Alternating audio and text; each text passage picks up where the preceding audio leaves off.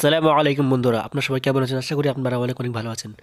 তো বন্ধুরা, আজকে আমরা দেখব কিভাবে আপনারা নেভিগেশন বাটন অর্থাৎ যেই ব্যাক বাটন বা সাইড বাটন যে আমরা ব্যবহার করি, বেসিক্যালি আমরা যখন কোনো কিছু কাটার জন্য ব্যাক বাটন ব্যবহার করি। ব্যাক তিন রকমের ব্যাক হয়, একটা হচ্ছে ডাইরেক্ট ব্যাক, একটা হচ্ছে আস্তে আস্তে ব্যাক হবে, আর একটা হচ্ছে কি মাল্টিপল, মানে ওটাকে মিনিমাইজ করা হবে। ঠিক আছে, এরকম তিনটা ব্যাক আছে। এই তিনটে ব্যাককে আমরা সাইড ব্যাকও ইউজ করে থাকি, কেউ কেউ সাইড করে ব্যাক ইউজ করে থাকি, আর কেউ কেউ নেভিগেশনের সিস্টেম যেটা আছে আইকনিক, সেই সিস্টেমগুলো ইউজ করে থাকি। যেমন দেখতে পাচ্ছেন আপনারা স্ক্রিনে এরকমভাবে, এরকমগুলো আমরা ইউজ করে থাকি অনেকেই।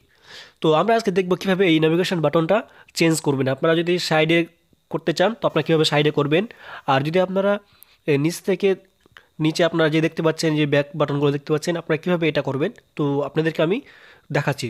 তো সর্বপ্রথম আপনারা চলে যাবেন সেটিংসে, আপনাদের মোবাইলের সেটিংসে যাওয়ার পর এখানে সার্চ করবেন। সব সব মোবাইলেই পেয়ে যাবে আপনারা এই অপশানটা, নেভিগেশন বাটন। তো সিম্পলি আপনারা নেভিগেশনটা ক্লিক করে দেবেন, তাহলে আপনারা দেখতে পাবেন সিস্টেম নেভিগেশন। তো দেখতে পাচ্ছেন এখানে সিস্টেম নেভিগেশন।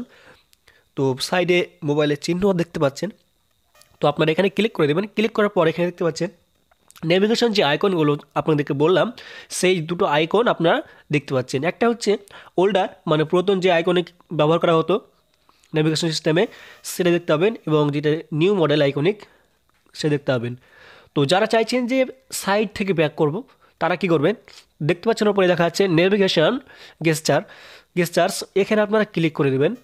যখন আপনারা এখানে ক্লিক করে দেবেন তো আপনাদেরকে দেখুন এখানে বলে দিচ্ছে ব্যাক কীভাবে করবেন। সাইডে টানতে হবে, তাহলে ব্যাক হয়ে যাবে। নিচ থেকে উপরে তুললে কী হবে, মিনিমাইজ হয়ে যাবে, এরকম অপশন।